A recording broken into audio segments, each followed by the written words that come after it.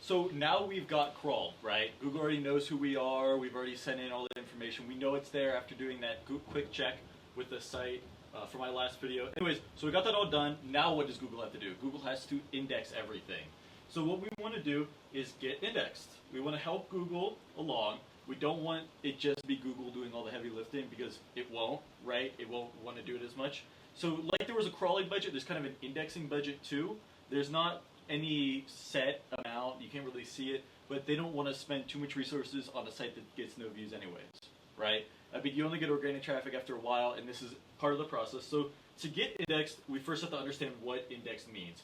So index means you're sorted, categories, you know. I mean, it really could mean a lot of different things, but in this specific term, it means matching keywords. So words that you're going to put in a query, like how do I start a baseball league? Baseball, right? If I sell baseball bats, baseball would be in that like first part.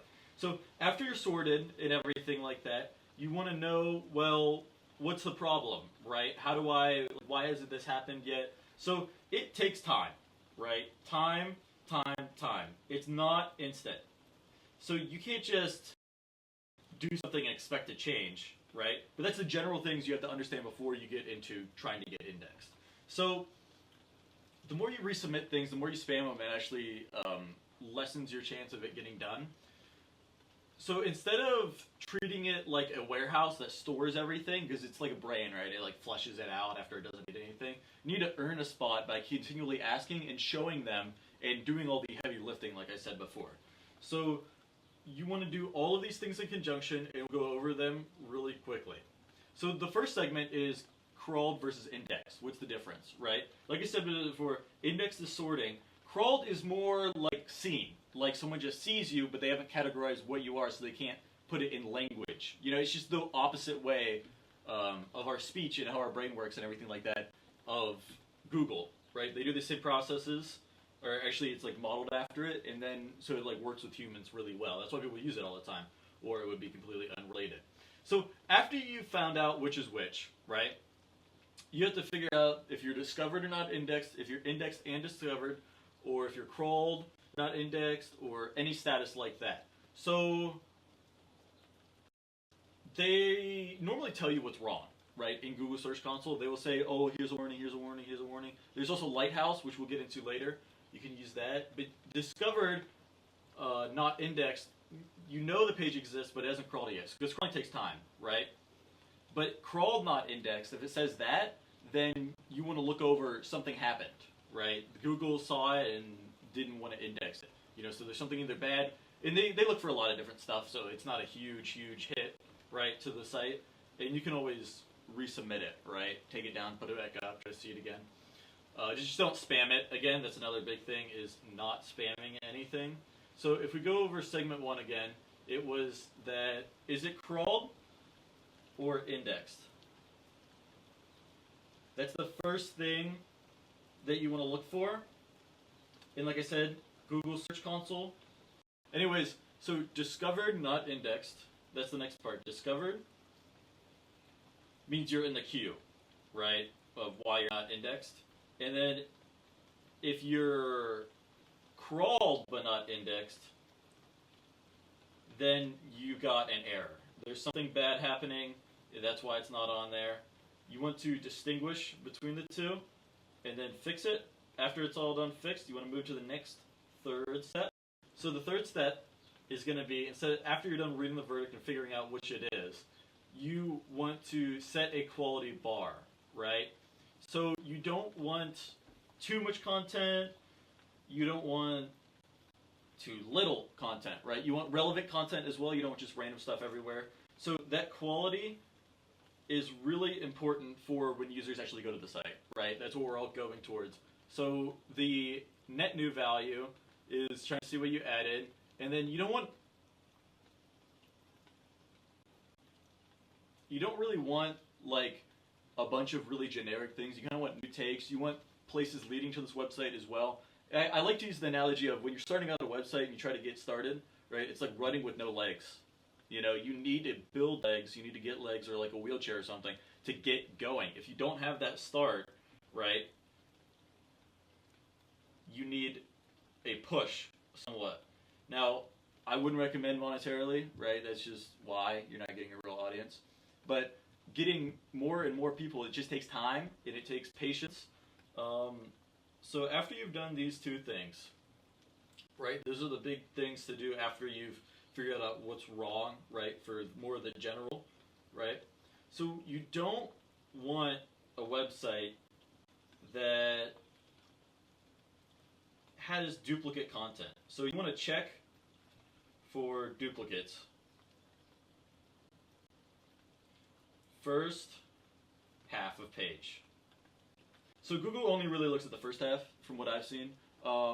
And make sure it just doesn't look exactly the same as someone else's. I mean, if it's like an exact duplicate, it will not index you at all. So this is another like checkpoint, right? It's like an error checkpoint. So if you're having problems, it could be that, right? That's the whole idea behind it.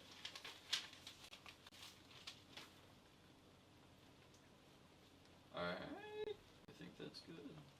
Yeah, that looks good. All right, so after you've done that, after you've determined if this is just a copy of something else, which I hope it isn't, or you're not really adding any value, you want to help Google keep it. So a way to do this, to help keep it, is to have internal links all throughout your site. So it can categorize each of the links and make sure that it's all navigable, right? So that's for user experience as well, so they don't have to research you. You want to have them stay on site. It's really important to have that. You also want to remove clutter. So more and more stuff on your page is going to cause clutter and it's going to look bad, but it's also going to hurt the indexing capability because there's so much for it to index, right? And then after you improve, you can request indexing again, just in case you didn't get indexed when you wanted to. Don't spam it, of course, like I said before with everything. Spamming will not help at all. So after you've got it done keeping, right, let's go over some myths.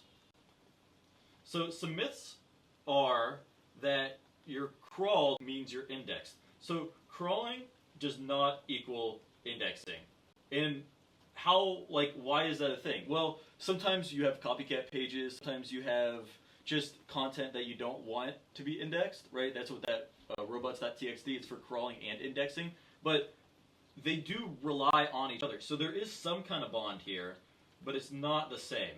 So they're both not the same thing.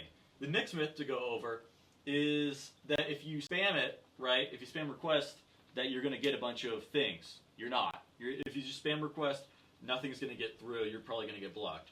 And index page, like the more indexed it is, the more refined it is. That's not really true either. So the amount is not equal to the quality.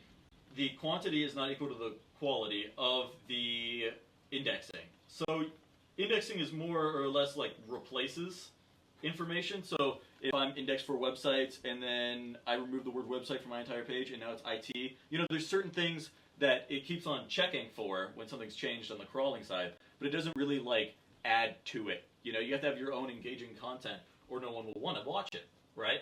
So now every page doesn't have to be indexed, right? Like some pages just don't need to, like especially if you have thousands and thousands, you don't want those indexed.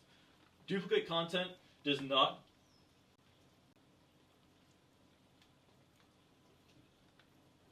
What's up, Jacob? Hey, man.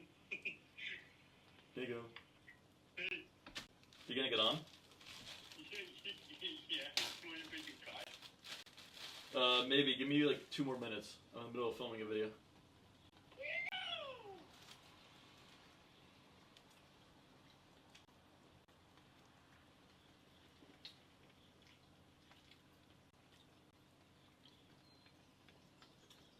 Alright.